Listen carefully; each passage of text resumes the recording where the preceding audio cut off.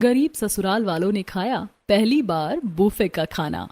सरला का पूरा परिवार कुल देवी की पूजा करके घर वापस आ रहा होता है। रास्ता थोड़ा लंबा था, इसलिए बच्चों को भूख लग जाती है। मम्मी और कितनी देर में घर आएगा? मुझे बहुत भूख लग रही है, मुझे खाना खाना है। हाँ, मेरे तो पेट में चूहे दौड़ रहे हैं। पता नहीं आप सब लोग कहीं रुक क्यों नहीं रहे। तभी उन्हें शांत कराने के लिए पंकज कहता है, अरे बेटा, यहाँ तो जंगल है, यहाँ खाने का कुछ भी नहीं है। जब कहीं ढाबा दिखेगा तब हम वहाँ रुक जाएंगे। अरे क्या भैया, आप भी बच्चों जैसी बातें कर रहे हो। देखो कितने अच्छे अच्छे बुफे होते हैं और बुफे का खाना कितना लाजवाब होता है। सच में मजा ही आ गया था लास्ट टाइम जब मोहित ने अपने बर्थडे की पार्टी दी थी। मोहित ने एक बार ही बिल पे कर दिया था, बस प्लेट उठाओ और अपनी मर्जी से भरो। सलाद, रायता, सब्जी, मिक्स वेज, बिरयानी, चावल, नान, मिठाइयाँ पता नहीं क्या क्या वैरायटी थी। इधर अंकित बिना कुछ सोचे बोले जा रहा था, दूसरी तरफ पूरा परिवार उसके मुंह की तरफ देख रहा होता है। अंकित की बात खत्म होते ही बच्चे बोलने लगते हैं, चाचा, ये बुफे क्या होता है? अगर वहाँ इतना अच्छा खाना मिलता है तो हम बुफे में ही खाना खाएंगे। हाँ हाँ, मुझे भी बुफे का खाना खाना है। देखो ना, चाचा ने कितनी सारी चीजों के नाम बताया, मेरे तो मुंह में पानी आ गया है। बच्चों की बात सुनकर अब अंकित को एहसास होता है कि उसने क्या बोल दिया। इधर राजेश उसकी तरफ आंखें निकाल कर देख रहा होता है और इशारों में ही उसे बच्चों को शांत कराने को कहता है। हाँ, अरे बेटा, वो बुफे तो बहुत पीछे रह गया, उसके लिए तो हमें वापस जाना पड़ेगा। अब हम वापस जाएं या घर चलें? चाहे कहीं भी जाए, लेकिन मुझे बुफे का खाना ही खाना है। बेटा जिद नहीं करते, फिर कभी मैं तुम्हें बुफे में लेकर चलूंगी। अभी देखो कहीं रुकेंगे और वहीं खाना खाएंगे। दोनों बच्चे बुफे का खाना खाने की जिद करने लगते हैं। तभी एक ढाबा आता है। अरे बच्चों देखो, पंजाबी ढाबा, यहाँ का खाना भी बहुत अच्छा होता है, चलो हम यहीं खाना खाएंगे। बच्चों को समझाने के लिए कुछ तो करना ही पड़ता है। बच्चों की जिद की वजह से ढाबे से खाना लेकर गोलू और माही को खिलाते हैं और खुद घर का लाया हुआ खाना ही खाते हैं। बेचारे मेरे बच्चे, इन्हें आज तक ये भी नहीं पता कि बुफे क्या होता है। अरे भाई, हमें भी नहीं पता, हमारा जीवन भी गरीबी में ही बीत जाएगा। आज तुम्हारे मुंह से इसका नाम सुना है। सच में बच्चों की तरह इतने अच्छे अच्छे खाने का नाम सुनकर हमारा भी मन हो गया बुफे में खाना खाने का। अंकित की बात की वजह से सबके मन में बुफे में खाना खाने की इच्छा जाग जाती है, लेकिन गरीब होने की वजह से सबको अपनी इच्छा मारनी पड़ती है। इधर सब लोग खाना खाकर अपने घर वापस आ जाते हैं। ऐसे दिन बीतने लगते हैं। एक दिन दिव्या अपने कॉलेज गई हुई होती है। दरअसल दिव्या ने 12वीं कक्षा में टॉप किया था, जिसकी वजह से उसका एडमिशन शहर के एक अच्छे कॉलेज में हो गया था। उसकी फीस भी स्कॉलरशिप से भर गई थी। दिव्या यार, मुझे तो बहुत तेज भूख लग रही है। पता नहीं ये प्रोफेसर कितनी देर में जाएंगे। हाँ, बस 10 मिनट और रह गए हैं क्लास में, उसके बाद ब्रेक हो जाएगा। भाई मुझसे तो नहीं रहा जा रहा, चलना पीछे वाले गेट से चलते हैं। दिव्या मना करती है, लेकिन कीर्ति भला शरारत करने से कहाँ मानने वाली थी। वो दिव्या का हाथ पकड़ लेती है। एक हाथ में दिव्या अपना लंच बॉक्स उठाती है और दोनों चुपचाप पीछे वाले गेट से निकल जाती है। तुम भी बड़ी चालाक हो कि इसी दिन अच्छे से फंसवाओगी। अरे कुछ नहीं होता, ये कॉलेज है, स्कूल नहीं जो प्रोफेसर हमें डांटेंगे। दोनों दोस्त बातें करते हुए कैफेटेरिया में आ जाती हैं। तुम तो अपना लंच बॉक्स लेकर आई हो, चलो मैं अपने लिए खाना ले आती हूँ। कीर्ति अपने लिए खाना ऑर्डर करने चली जाती है, तभी पीछे से सिया और सिमरन वहां आ जाती हैं। ओह गॉड यार, कितना अच्छा टेस्ट था सामने वाले बुफे का। मैं तो सोच रही थी ये पहले क्यों नहीं खुला। मैं अपना बर्थडे यहीं सेलिब्रेट करूंगी। कोई बात नहीं, अब खुल गया है ना। मेरा बर्थडे अगले महीने आने वाला है, हम वहीं सेलिब्रेट करेंगे। यार सच में इसका मसाला पनीर, डोसा, इडली, लच्छा पराठा सब कुछ लाजवाब था। दोनों अपनी बातों में मगन होती हैं। उनका ध्यान दिव्या पर नहीं जाता, लेकिन दिव्या का पूरा ध्यान उनकी बातों पर होता है। उनकी बातें सुनकर उसके मन में भी पानी आ जाता है। तभी सिया की नजर उस पर पड़ती है। अरे तेरा क्यों मन ललचा रहा है? तू अपना डिब्बा खोल, देख उसमें हर बार की तरह आज भी वही दाल का पानी और चावल होगा। हाँ हाँ, इसके जैसे गरीब लोग बस हमारी बातें सुन सकते हैं, बुफे में जाने की तो इनकी औकात ही नहीं है। दिव्या उन दोनों को कोई जवाब नहीं देती। तभी कीर्ति भी अपनी प्लेट लेकर वहां आ जाती है। सिया और सिमरन वहां से जाने लगती हैं। क्या हुआ, तुम इतनी परेशान क्यों हो? और तुमने अभी तक अपना लंच बॉक्स भी नहीं खोला। ये दोनों क्या बकवास कर रही थी? मैं वहाँ खड़ी थी, थोड़ा सुना था लेकिन समझ नहीं आया। अरे कुछ नहीं, वो अपनी बातें कर रही थी। चलो ना खाना खाते हैं, देखो तुम्हारा खाना भी ठंडा हो जाएगा। कीर्ति अपनी प्लेट से और दिव्या अपने लंच बॉक्स से खाना खाने लगती हैं, लेकिन सिया और सिमरन की बातें दिव्या के दिल को चोट पहुंचा देती हैं। वैसे गलत नहीं कह रही थी दोनों। हमारे घर में दाल चावल, आलू और रोटी के अलावा बनता ही क्या है? हम गरीब लोग बुफे को बस बाहर से देख सकते हैं, उसके अंदर क्या क्या होता है ये तो सच में मुझे पता ही नहीं है। किस सोच में पड़ गई? खाना खाने का मन नहीं कर रहा है क्या तेरा? नहीं बस हो गया, तुम जल्दी खा लो, फिर चलते हैं, अगली क्लास है। दोनों दोस्त खाना खत्म करते हैं और फिर अपनी क्लास में चली जाती हैं। जैसे कॉलेज खत्म होता है, अंकित दिव्या को लेने आ जाता है। अंकित को देखकर दिव्या मुस्कुरा देती है। अरे भैया, आप क्यों आए? मैं तो आज कीर्ति के साथ आने वाली थी। आज काम से जल्दी वापस आ गया था, घर पर मन ही नहीं लग रहा था, तो सोचा तुझे कॉलेज से ही ले लूं। जैसे कीर्ति की नजर अंकित पर पड़ती है, उसकी नजरें उस पर से हटती ही नहीं है। दिव्या, ये तुम्हारा भाई है, कितना हैंडसम है। क्या हो गया तुझे? कैसी बातें कर रही है? हाँ मेरा ही भाई है। नहीं नहीं कुछ नहीं। अच्छा ठीक है, मिलते हैं कल, अपना असाइनमेंट पूरा कर लेना। कहने को तो कीर्ति दिव्या को बाय बोल देती है, लेकिन उसकी नजरें बार बार अंकित पर ही टिकी रहती हैं। वो दूर तक उसे ही देखती रहती है। इधर कीर्ति अपने घर चली जाती है और दिव्या और अंकित भी अपने घर आ जाते हैं। ऐसे दिन बीतने लगते हैं। एक दिन गोलू और माही अपनी क्लास में होते हैं, तभी रुद्र वहां आता है। अरे ब्रेक हो गया है, तुम दोनों को खाना नहीं खाना क्या? हाँ भैया, खाना है, बहुत भूख लग रही है। पता नहीं आज मम्मी ने क्या दिया होगा। इतने में केशव भी वहां आ जाता है। अरे तुम्हारी मम्मी ने हर बार की तरह वही खिचड़ी या दलिया दिया होगा। जैसे गोलू और माही अपना टिफिन खोलते हैं, उसमें सचमुच दलिया होता है। ये देखकर केशव और उसके साथ के बच्चे हंसने लगते हैं। देखा, कहा था ना तुम्हारी मम्मी बस दलिया और खिचड़ी ही देती है। हाँ हाँ, मेरी मम्मी ने तो फ्राइड राइस और अनियन सैलेड दिया है। अरे ये तो कुछ भी नहीं, कल मेरे भैया का जन्मदिन था, हम बुफे में पार्टी करने गए थे। बुफे का खाना वाह, इतना स्वादिष्ट था कि क्या बताऊं। शाही पनीर, मलाई चाप, कोफ्ते, बिरयानी, मेरे तो अभी भी मुंह में पानी आ रहा है। केशव की बातें गोलू और माही बड़े ध्यान से सुनते हैं। बाकी बच्चों का भी मन ललचा जाता है। क्या हुआ, तुम दोनों हमारी बातें ही सुनते रहोगे, अपना दलिया भी खाओगे? दोनों भाई बहन चुपचाप दलिया खाने लगते हैं। तभी माही की आंखों से आंसू निकल आते हैं। चुप हो जा बहन, आज मम्मी से बोलूंगा हमारे लिए अच्छा खाना बना कर देंगी। हमें कुछ नहीं बनाएंगी, हमेशा की तरह हमें यही मीठा दलिया और खिचड़ी बना कर देंगी। हमें भी बुफे का खाना खाना है। दोनों बच्चे उदास हो जाते हैं। दोपहर में जब स्कूल से वापस आते हैं तो सरला उनका इंतजार कर रही होती है। आ गए मेरे दोनों बच्चे, कब से इंतजार कर रही थी मैं। अरे सीमा, जल्दी से बच्चों के लिए खाना लगा। खाने का नाम सुनते ही दोनों बच्चे मुंह बना लेते हैं। हमें नहीं खाना ये खाना। हाँ, मुझे भी नहीं खाना। अरे बेटा, खाना नहीं खाओगे? खाने से कैसी नाराजगी? और हुआ क्या है तुम दोनों को? दादू, सब बच्चे हमें चिढ़ाते हैं। हम टिफिन में दलिया और खिचड़ी लेकर जाते हैं ना, और सब हमें बुफे का नाम लेकर चिढ़ाते हैं। हमें भी बुफे का खाना खाना है। मैं ये खाना नहीं खाऊंगा, नहीं खाऊंगा, नहीं खाऊंगा। बच्चों की बातें सुनकर सीमा की आंखों में आंसू आ जाते हैं। सरला और राजेश भी उदास हो जाते हैं। बेटा खाना खा लो, देखना आज तुम्हारी पसंद का खाना बनाऊंगी और कल टिफिन में भी अच्छी चीजें डालूंगी। आप बस कहती हो, करती नहीं हो। मुझे नहीं खाना खाना, मैं तो बुफे का खाना ही खाऊंगा। जब गोलू ज्यादा जिद करने लगता है तो मजबूरी में सीमा उस पर चिल्ला देती है। दोनों बच्चे चुपचाप खाना खाने बैठ जाते हैं, लेकिन रसोई में जाकर सीमा खुद रोने लगती है। तभी सरला उसके पास आती है। बेटा मुझे पता है तू बच्चों को डांटना नहीं चाहती थी, लेकिन क्या करे, बच्चों की भी कोई गलती नहीं है। अब हम गरीब कहाँ से बुफे का खाना खिलाएं। सीमा सरला की बातें सुनती है लेकिन कुछ नहीं कहती। ऐसी शाम हो जाती है। पंकज और अंकित दोनों भाई काम से वापस घर आ जाते हैं। अरे भगवान, आज तो बहुत गर्मी है। ऐसा लग रहा है जैसे रात को तेज बारिश होगी। भैया, हो भी जाए बारिश तो अच्छा है। सच में हम तो इस गर्मी से परेशान हो गए हैं। ऊपर से आज काम भी इतना ज्यादा था कि पूरी तरह थक गए। भाभी जल्दी खाना लगा दो, बहुत भूख लगी है। सीमा पहले से ही खाना बनाकर रख चुकी होती है। वो सबको खाना परोसती है। पूरा परिवार एक साथ प्यार से बैठकर खाना खाता है, लेकिन दोनों बच्चों के चेहरे उतरे हुए होते हैं। अरे मेरे दोनों बच्चों को क्या हुआ? आज तो बड़ी शांति से खाना खा रहे हैं। कुछ नहीं हुआ, आप चुपचाप खाना खाइए। सीमा की कड़क आवाज सुनकर पंकज चुप हो जाता है। थोड़ी देर बाद खाना खाने के बाद जब सीमा अपना काम खत्म करके कमरे में आती है तब पंकज उससे पूछता है, क्या हुआ? तुमने आज बच्चों को डांटा है? हाँ डांटा है, अगर उल्टी सीधी जिद करेंगे तो मैं जरूर डांटूंगी। पर हुआ क्या है? ऐसा क्या कर दिया दोनों ने? वही बुफे का खाना खाना, कहाँ से खिलाएं? यहाँ तो दोनों वक्त का खाना मिल रहा है, वही बहुत बड़ी बात है। ये कहते ही सीमा भावुक होकर रोने लगती है। पंकज उसे गले से लगा लेता है। तुम टेंशन मत लो, हम और मेहनत करेंगे और अपने बच्चों को बुफे का खाना भी खिलाएंगे। हाँ लेकिन कल आप कुछ अच्छा सा ले आना, मैं इन्हें कुछ मसालेदार बनाकर खिला दूंगी। कम से कम इनकी थोड़ी सी जिद तो पूरी हो जाएगी। हाँ जरूर लेकर आऊंगा। दोनों पति पत्नी ऐसी बातें करते हैं। अगला दिन होता है। सीमा सुबह ही बच्चों के लिए दो पराठे बनाकर रख देती है और साथ में टमाटर की चटनी भी रखती है ताकि उन्हें स्कूल में अच्छा लगे। दिव्या दोनों बच्चों को स्कूल छोड़कर अपने कॉलेज चली जाती है। दोनों भाई काम पर निकल जाते हैं और पीछे से सीमा घर का सारा काम निपटाने लगती है। जैसी शाम होती है दोनों बच्चे गली में खेल रहे होते हैं, तभी अंजू उन्हें देखकर कहती है, बच्चों आज मेरा बर्थडे है, हम लोग पार्टी करेंगे। दीदी मुझे भी पार्टी में बुलाना। हाँ भाई, तुम दोनों को जरूर बुलाएंगे, तुम तो हमारे बेस्ट फ्रेंड हो। शाम को तैयार है ना? शाम को पंकज और अंकित घर आते वक्त बच्चों के लिए आलू गोभी लेकर आते हैं। आलू गोभी देखकर माही खुश हो जाती है। अरे वाह, आज तो मेरी फेवरेट सब्जी बनेगी। मम्मी, हमें तो अंजू दीदी की बर्थडे पार्टी में जाना है। वो कह रही थी कि बड़े से बुफे में केक काटेंगी और हमें भी लेकर जाएंगी। अरे बच्चों, चले जाना उनके साथ। अभी तुम्हारी मम्मी तुम्हारे लिए बढ़िया सी आलू गोभी बनाएंगी, तुम थोड़ा थोड़ा खा लेना। नहीं, हमें तो बुफे का खाना खाना है। अगर घर पर ही पेट भर जाएगा तो वहाँ कुछ भी नहीं खा पाएंगे। दोनों बच्चों की मासूमियत देखकर सबका दिल भर आता है। उधर सीमा रात का खाना बनाने लगती है। धीरे धीरे रात हो जाती है। सब लोग खाना खा लेते हैं लेकिन बच्चे खाना खाने से मना कर देते हैं। दिव्या जबरदस्ती उन्हें थोड़ा थोड़ा खाना खिला देती है।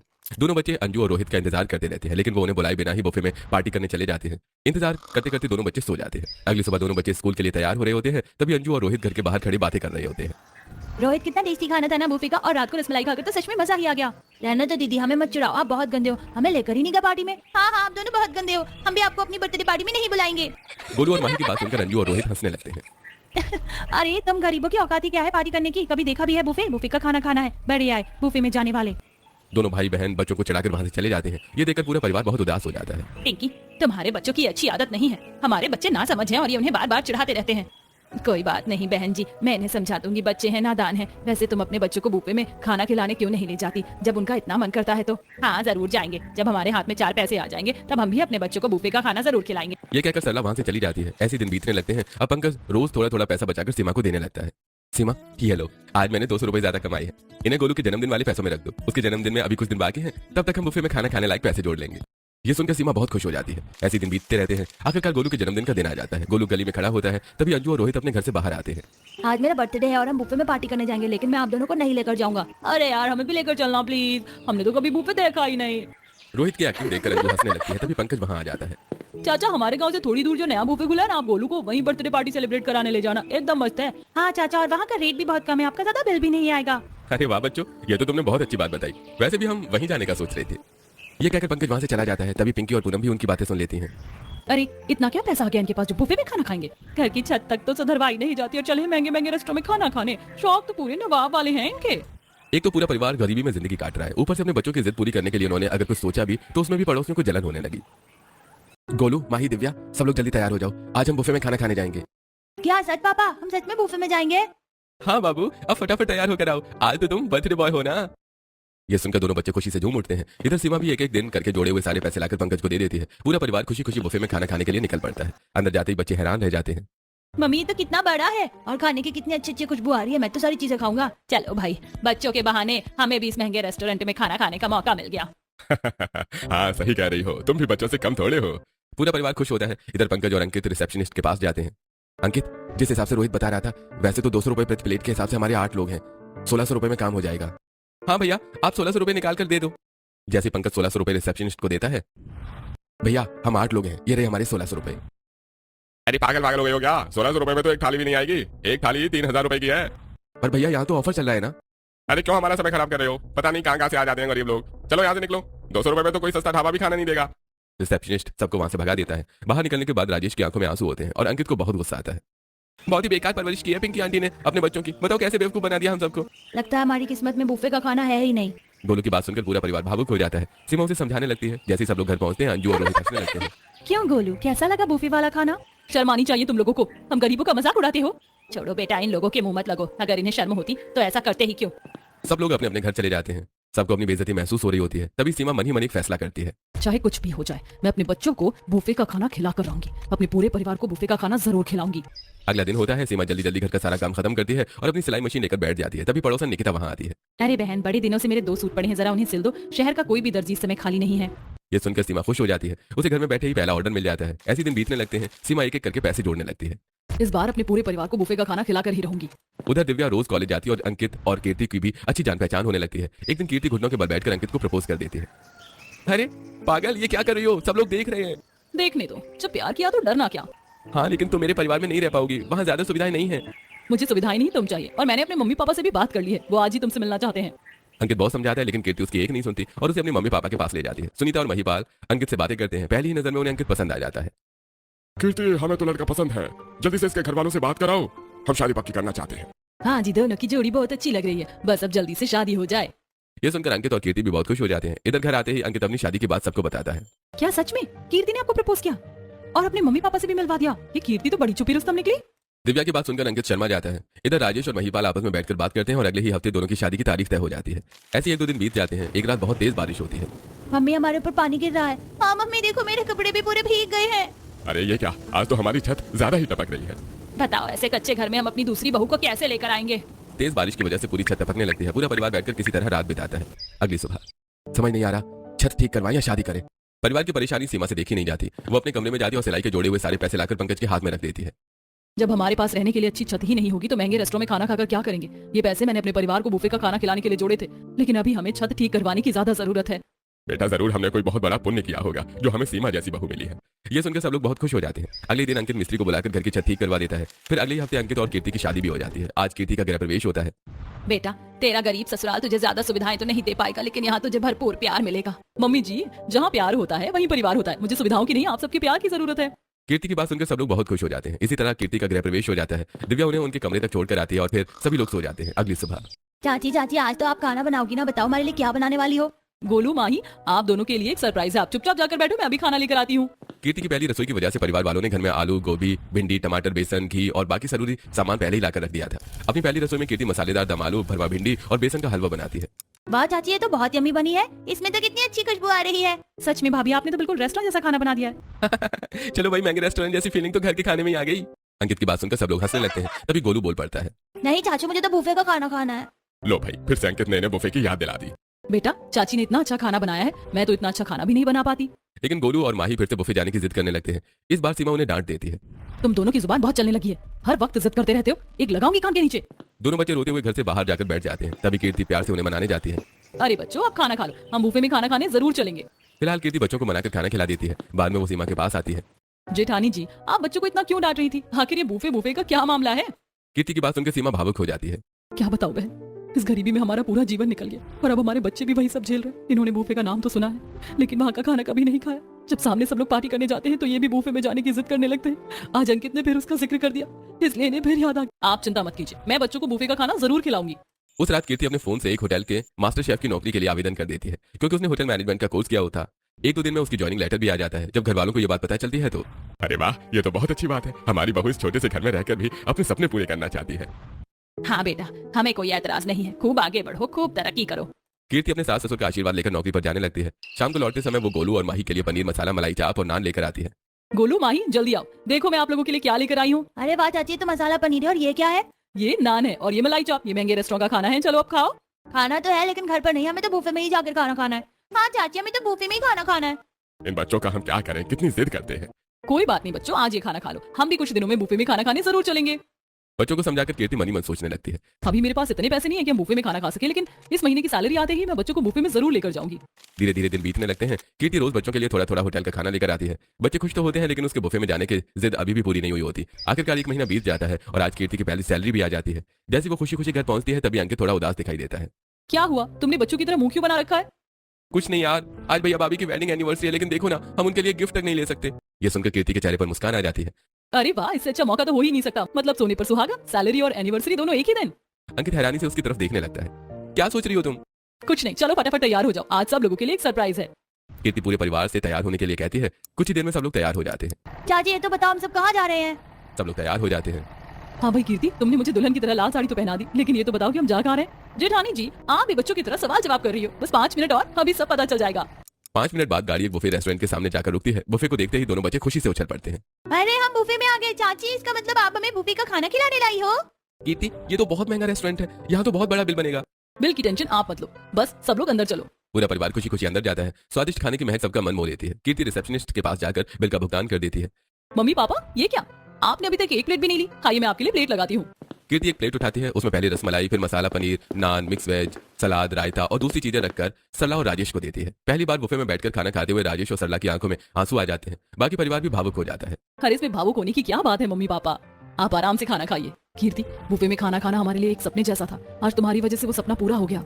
ऐसा नहीं है कि हमने कभी कोशिश नहीं की, हमारी बड़ी बहू ने भी बहुत मेहनत की थी, लेकिन हर बार कुछ ना कुछ ऐसा हो जाता था कि हम यहाँ तक पहुँच ही नहीं पाए। बेटा हर समय एक जैसा नहीं रहता। कीर्ति प्यार से पूरे परिवार को समझाती है। उसके बाद सभी लोग खुशी खुशी खाना खाने लगते हैं। फिर कीर्ति पंकज और सीमा की वेडिंग एनिवर्सरी के लिए केक भी मंगवाती है। पूरा परिवार खुशी खुशी वेडिंग एनिवर्सरी मनाता है और फिर घर लौट आता है। रास्ते में पूनम और पिंकी आपस में बातें कर रही होती हैं, तभी सरला और उसका परिवार वहां से गुजरता है। अरे सरला बहन, क्या बात है, आज तो बड़ी सजी धज कर निकली थी, किसी की शादी में गई थी क्या? इससे पहले कि सरला कुछ कह पाती, गोलू और माही बोल पड़ते हैं। नहीं नहीं आंटी, आप लोग तो रोज महंगे महंगे रेस्टोरेंट में खाना खाते हो, आज हम भी बुफे में खाना खाकर आए हैं। ये सुनते ही दोनों पड़ोसनों के कलेजे पर सांप लौट जाता है। आज तक वो इसी बात का मजाक उड़ाती थी, अब जब इनके अच्छे दिन आने लगे तो उन्हें सबसे ज्यादा जलन होने लगी। तभी अंजू और रोहित भी बाहर आ जाते हैं। बहुत अच्छा खाना था बुफे का, मैंने तो रसमलाई भी खाई और मैंने गुलाब जामुन भी खाई, सब कुछ बहुत स्वादिष्ट था। हाँ हाँ, पहली बार खाया है ना, इसलिए अच्छा ही लगा होगा। सरला पूरे परिवार को लेकर घर के अंदर चली जाती है। इधर दोनों पड़ोसन मुंह बनाकर रह जाती हैं। ऐसे ही दिन बीतने लगते हैं। कीर्ति अपनी नौकरी करती रहती है। कुछ दिनों बाद दिव्या का कॉलेज भी पूरा हो जाता है। दिव्या, फिर क्या सोचा, आगे क्या करना है? समझ नहीं आ रहा, सेमिनार में जो भी गाइडेंस दी गई थी उन सब में बहुत खर्चा आएगा, सोच रही हूँ कोई नौकरी ही कर लूँ। इसमें सोचने वाली क्या बात है, मेरे होटल में स्टाफ की जरूरत है, मैं तुम्हें वहीं अच्छी पोस्ट दिलवा सकती हूँ। ये सुनकर दिव्या खुशी से झूम उठती है। क्या सच में ऐसा हो सकता है? क्यों नहीं हो सकता, तुम्हारे पास सर्टिफिकेट है, डिग्री है, सब कुछ है।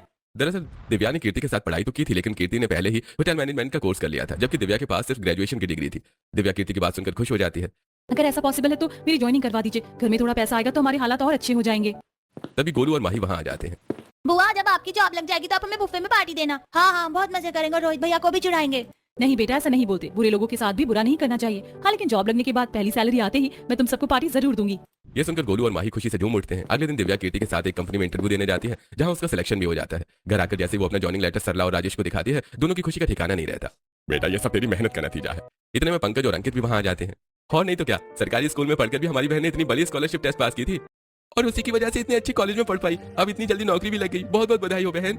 मोहल्ले की औरतों को भी जब ये बात पता चलती है तो वे भी उनके घर आ जाती हैं। अरे मुबारक हो, सुना है दिव्या की बहुत बड़ी कंपनी में नौकरी लग गई। हाँ, ये सब उसकी मेहनत का ही नतीजा है। चलो अच्छा है, अब तुम्हारे घर के भी थोड़े हालात सुधर जाएंगे, अब तो एक अच्छी छत भी ठीक करवा लेना। आज भी पड़ोसन ताना मारकर चली जाती हैं। ऐसे दिन बीतने लगते हैं। कीर्ति और दिव्या नौकरी पर जाने लगती हैं। इधर सीमा घर का सारा काम संभालती है और खाली समय में सिलाई भी करती रहती है। जैसी महीने की सैलरी आती है, आज दिव्या बहुत खुश होती है। वो अपनी पहली सैलरी लाकर सीमा के हाथ में रख देती है।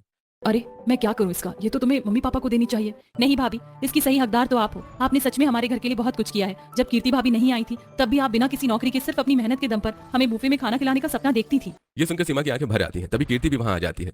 हाँ जेठानी जी, मैंने भी आपके बारे में पहले बहुत सुना है। सच में मम्मी पापा आपकी सही तारीफ करते हैं। सीमा भावुक होकर दिव्या और कीर्ति दोनों को गले लगा लेती है। तभी गोलू और माही वहां आ जाते हैं। बुआ आ गई ना आपकी सैलरी, चलो अब हम बुफे में पार्टी करने चलेंगे। हाँ हाँ मेरे बच्चों, हम जरूर चलेंगे।